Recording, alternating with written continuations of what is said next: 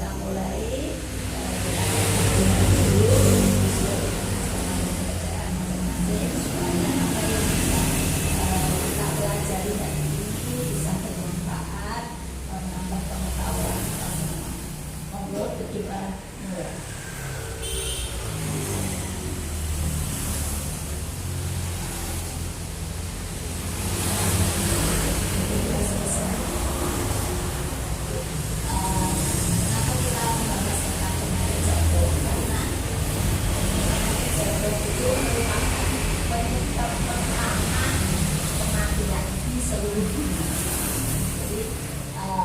Sampai saat ini penyakit jantung merupakan penyebab kematian pertama di seluruh dunia.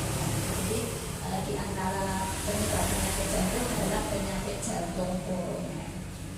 Penyakit jantung koroner adalah penyakit jantung akibat penyumbatan pembuluh jantung koroner. Itu pembuluh jantung yang mendarai atau mensuplai makanan dan oksigen. Di situ jantung akan mendapatkan makanan dari oksigen. Dimana jika terjadi sumbatan pada pembuluh darah jantung tersebut, jantung akan tidak mendapatkan makanan. Dimana kalau jantung tidak mendapatkan makanan, sel-sel jantung akan mati. Pertama sebelum mati dia akan dinamakan iskemia atau pengurangan oksigen. Dan oksigen, jadi bagian-bagian jantung yang harusnya mendapatkan suplai makanan dan oksigen tersebut, dia akan kekurangan oksigen. Ini penyebabnya adalah karena dari proses pembuluh darah jantung tersebut itu ada sumbatan yang disebut plak atau arteria. Kita bayangkan itu pembuluh jantung itu sebagai suatu selang kalau kita membuat air ada selangnya.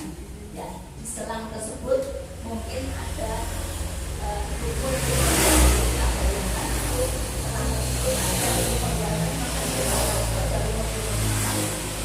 ukurnya itu semakin lama semakin menebal. Akibatnya apa? Lumen atau pembuluh dalam pembuluh darah dalam jantung lumennya atau diameternya semakin lama semakin meningkat. Kemudian juga dengan pembuluh darah jantung, semakin lama dia akan timbunan plak atau aterosklerosis, di mana proses timbunan plak itu terjadi karena apa?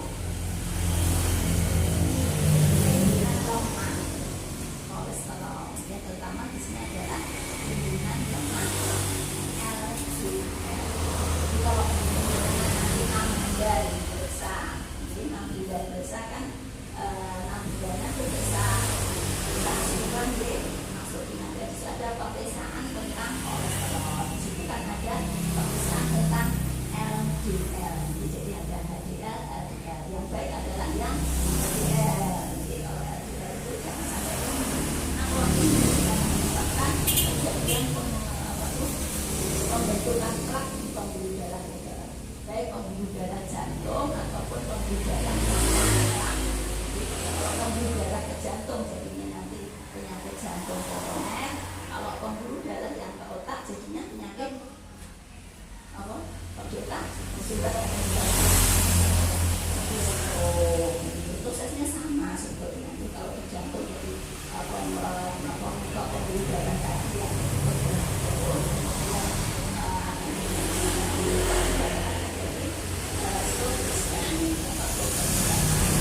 dan kemudian pembuluh darah yang terkena aterom atau penyumbatan tersebut lama-lama dari lumennya menjadi diameternya. Kemudian pembuluh darah tidak panjang untuk akibatnya itu pembuluh darah tersumbat. Sumbat kan biasanya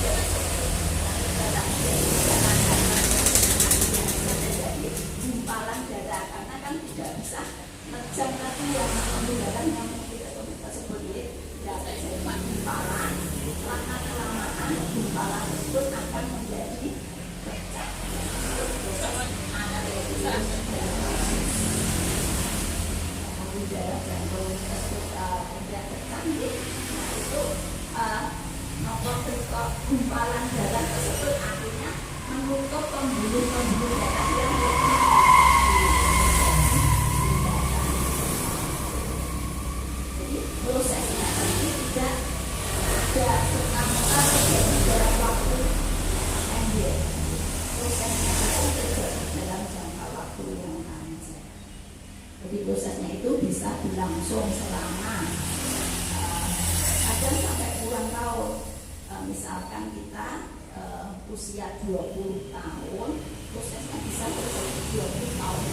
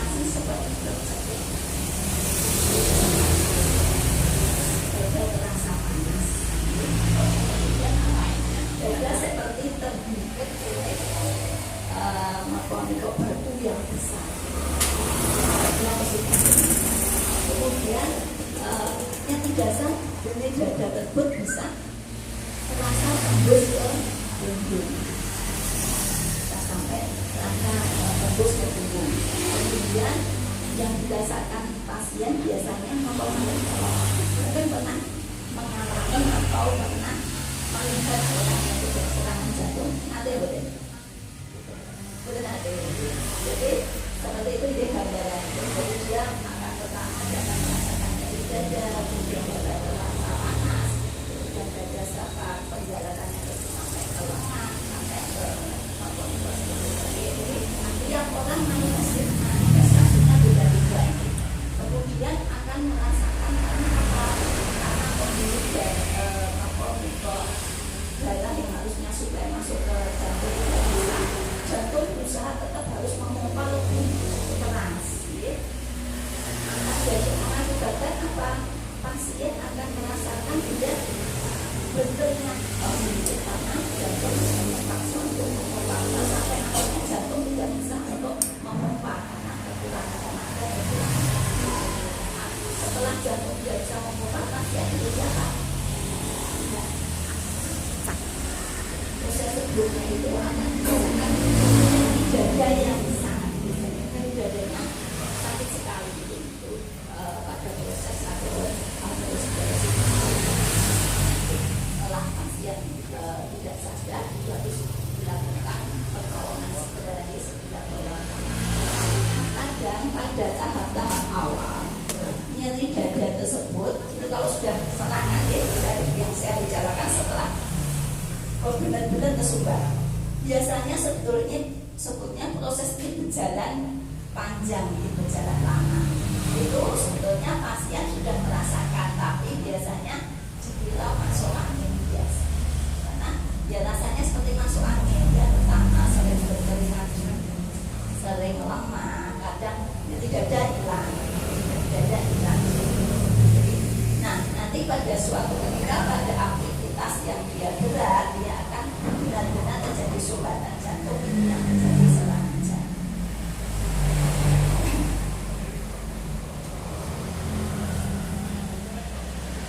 Nah, faktor risiko penyebab serangan jantung tersebut ada apa aja? Ada yang faktor risiko itu bisa dirubah atau faktor risiko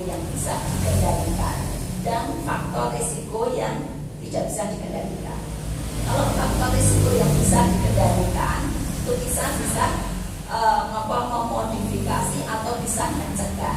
Yaitu yang pertama adalah merokok. Nah, sebetulnya di kemasan rokok itu sudah ada tulisannya. Merokok bisa menyebabkan serangan jantung. Sebenarnya tiap rokok yang legal, yang ada cukainya itu harus ada tulisan tersebut. Tapi nggak tahu apakah yang sudah merokok itu nggak bisa baca atau mengabaikan, karena itu merupakan konsensus internasional ya. Jadi setiap rokok yang legal itu harus ada peringatan. Sebetulnya ada, tapi kalau sudah namanya sudah ribut ya, sudah kalau rokok mau kecanduan ya gatok sudah kecanduan. Jadi itu biasanya mengabaikan walaupun sudah ada rokok dapat menyebabkan serangan jantung, kanker, itu udah banyak medeni misalnya. Peringatannya itu medeni kalau dibaca. Dan itu ada tertulis, pasti ada pada rokok yang legal. Tapi jadi kalau sudah kalah sama hawa nafsu ya, itu biasanya udah nggak gagas ada tulisan atau enggak ya tetap aja dilakukan. Dan itu kalau pada tahap awal nggak merasakan awal-awal. Itu prosesnya saya maksud tadi memang berlangsung selama puluhan tahun. Termasuk rokok tersebut jadi rokok mengandung nikotinnya itu juga menyebabkan terjadinya plak yang jadi pembuluh darah tersebut. Nah, jadi kita bicara yang nomor satu merokok, nomor dua adalah nomor tensi, tekanan darah tinggi, hipertensi atau di bulan kalau di sini kolesterol yang tinggi, kolesterol tinggi tadi timbulnya terutama LDL-nya ya, LDL tinggi bisa menyebabkan terbentuknya plak. Kemudian hipertensi atau tekanan darah tinggi. Maka hipertensi menyebabkan faktor risiko. Kemarin sudah kita bahas ya, bahwa dengan terjadinya hipertensi akan terjadi kerusakan dari pembuluh darah. Jadi pengerasan pembuluh darah pembuluh darah menjadi tidak elastis, kemudian terjadi kerusakan, mempermudah plak tersebut pecah. Ya. Kemudian diabetes, ya, diabetes juga merupakan faktor risikonya. Kemudian kurang olahraga. Makanya olahraga selalu ditekankan dalam semua penyakit. Kemudian yang selanjutnya adalah obesitas. Ya, obesitas karena pada obesitas akan mudah terjadi penumpukan timbunan lemak. Ya. Kemudian selanjutnya depresi atau stres yang berkepanjangan. Itu bisa memicu terjadinya penyakit jantung koroner. Kemudian yang selanjutnya adalah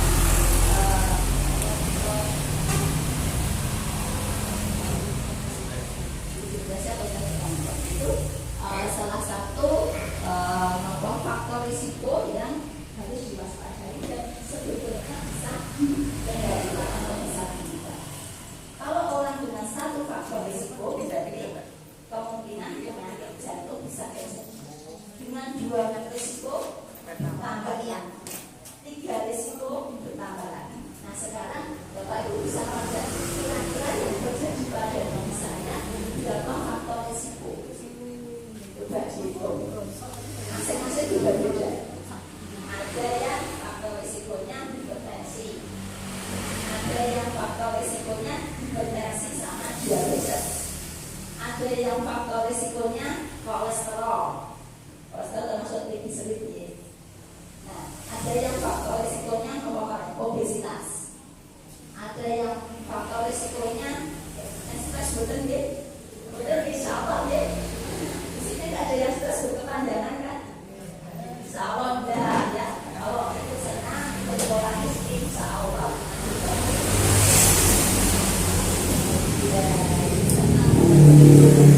Jadi masing-masing bisa dihitung. Kira-kira aku faktor risikonya berapa? Semakin banyak risiko atau itu semakin akan kejadian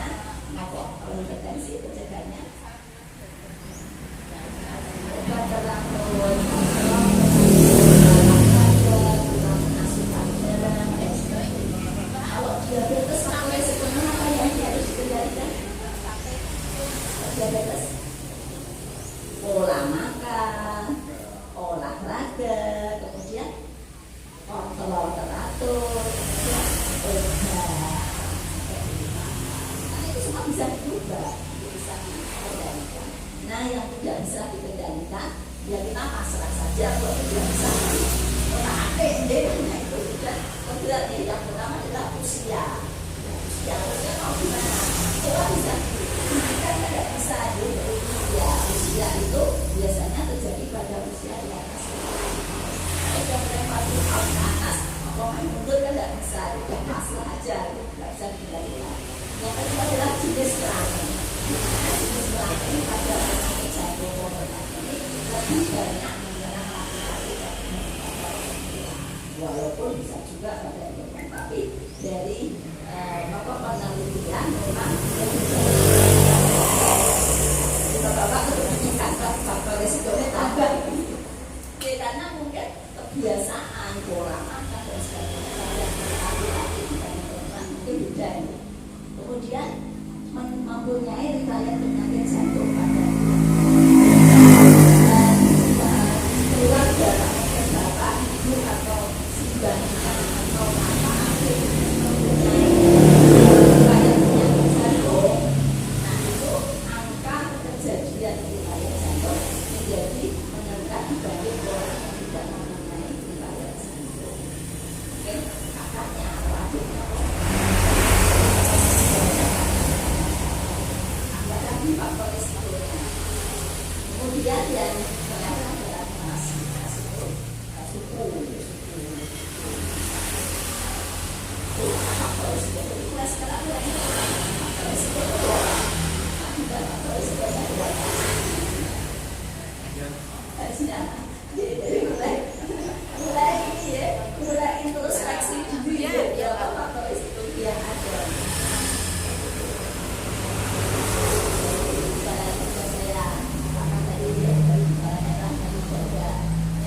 Atau tidak nyaman di dada adalah di daerah ini atas perjalanannya kemudian ke leher, kemudian bisa juga nyeri ulu hati. Ya ini kalau nyeri ulu hati kadang itu dia bisa hampir sama dengan penyakit mah. Tapi kalau pada penyakit mah biasanya memang riwayat penyakit mah tidak terlalu dan sebagainya. Jadi gejalanya memang ada kalau itu hati itu hampir sama dengan penyakit mah. Kemudian keringat dingin bisa disertai mual, muntah atau berdarah. Kemudian perubahan irama jantung ini bisa juga atau cepat sekali sampai kemudian dia dikaji atau jadi detak jantungnya lemah, kemudian dia bisa shock atau menjadi tidak sadar pasien. Jadi itu penanganan segera. Pada penyakit jantung hitungannya adalah hitungan jam dia. Jadi hitungannya kita menit bahkan penyakit jantung itu kita berpaku kalau di BD, karena saya kerjanya di BD ya, jadi kita berpaku dengan waktu. Jadi penanganan segera semakin cepat penanganan itu dilakukan, semakin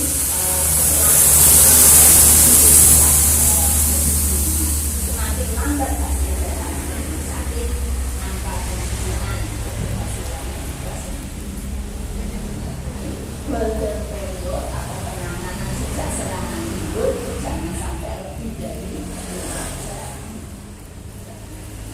Biasanya kadang di masyarakat kita itu menganggap ada mungkin sudah ada serangan jantung tapi masih dikelok isik, dikelok isik dari lombok pena. Nah kalau sudah pena kalau sudah memakan waktu. Kalau kita tidak yakin apapun yang terjadi, kalau sudah penyakit ganda langsung tidak perlu yang di saja. Nanti kan kalau misalkan kita bukan serangan jantung ya alhamdulillah kita melakukan elektrokardiografis atau rekaman jantung. Kalau ternyata rekaman jantungnya itu memang terjadi sumbatan atau infak kan bisa dilakukan penanganan segera.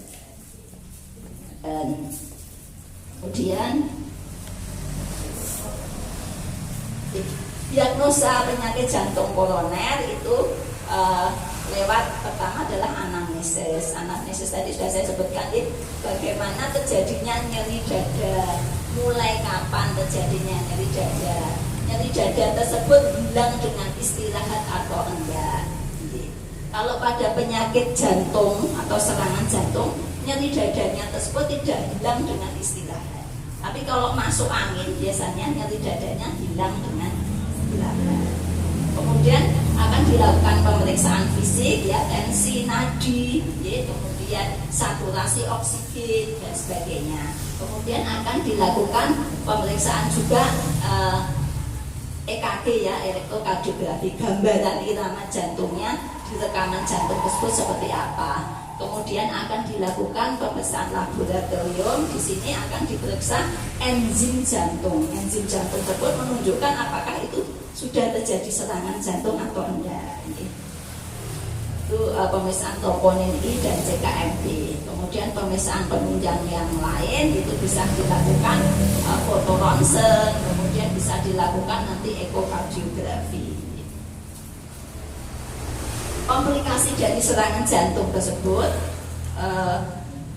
yang pemeriksaan penunjang bisa juga treadmill, ya, treadmill. Jadi nanti dokter akan menyuruh treadmill seperti jalan di tempat itu pakai alat tersebut. Kemudian bisa juga sepeda statis. Kemudian pada saat exercise tersebut diukur, diperiksa, dan pada saat istirahat juga diperiksa. Nanti akan dibandingkan, itu salah satu pemeriksaan tes stres, ya. Lanjut. Ini komplikasinya bisa jika serangan jantung tersebut bisa ditangani, pasien bisa selamat. Tapi juga untuk kemungkinan terjadinya komplikasi, yaitu komplikasi yang adalah gagal jantung, kemudian detak jantung yang tidak normal, bisa lagi, atau detak jantungnya sekali, bisa jadi lagi, atau detak jantungnya lambat sekali.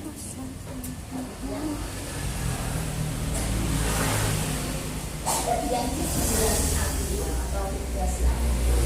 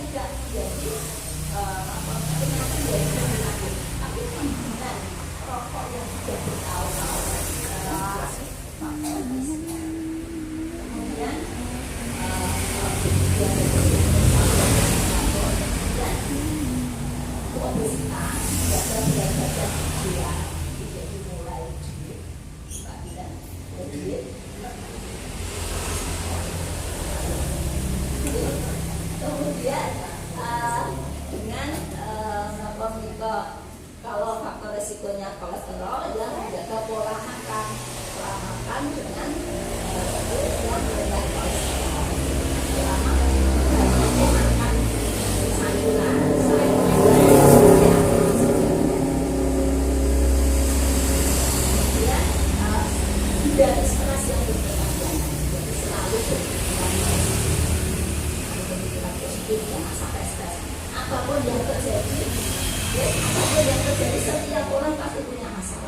nggak ada satupun orang di dunia ini tanpa pulau itu juga banyak masalah sebenarnya.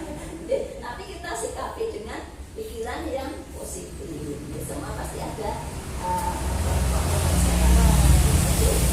banyak bersosialisasi, banyak kumpul-kumpul, bahkan membuat hati. Kemudian lakukan olahraga yang teratur dan terukur. Nanti teratur dan terukur. Jadi tidak hanya teratur saja, tapi membebani lama malah membebani jantung. Lihat posisi tubuh kita masing-masing. Jadi kalau sudah usia di atas 50 ya jangan disamakan olahraga pada saat usia 20 atau 30. Kalau dulu sepedaan bisa sampai alam mamuk, kalau sekarang boleh dirajai. Jadi ada dibatasi ya. Yang penting berolahraga, tapi jangan kita memaksakan. Jadi kemudian saya anjurkan ikuti olahraga proaktif senang secara teratur. Kalau kadang dengan semua bukan untuk saya nih. Jadi kita hanya memfasilitasi itu tujuannya untuk kesehatan masing-masing. Dan tidak hanya cukup kita senang saja karena itu hanya 1 minggu sekali. Ada olahraga yang baik itu tak berapa 5 kali dalam seminggu. Jadi kalau hanya senang saja kurang sih. Berarti kita mungkin kalau tiap hari tiap Sabtu kita senang, ya tiap harinya kita olahraga, bisa jalan-jalan, bisa sepedaan, gitu. Bisa main bulu tangkis tapi jangan sampai berseri-seri. Pokoknya nyari keringat saja. Jadi jangan olahraga yang terlalu memberat. Kemudian mulai perbaiki pola hidup kita. Pola makan, pola tidur. Pola tidur. Jangan sewu, jangan sudah kebiasaan sudah mulai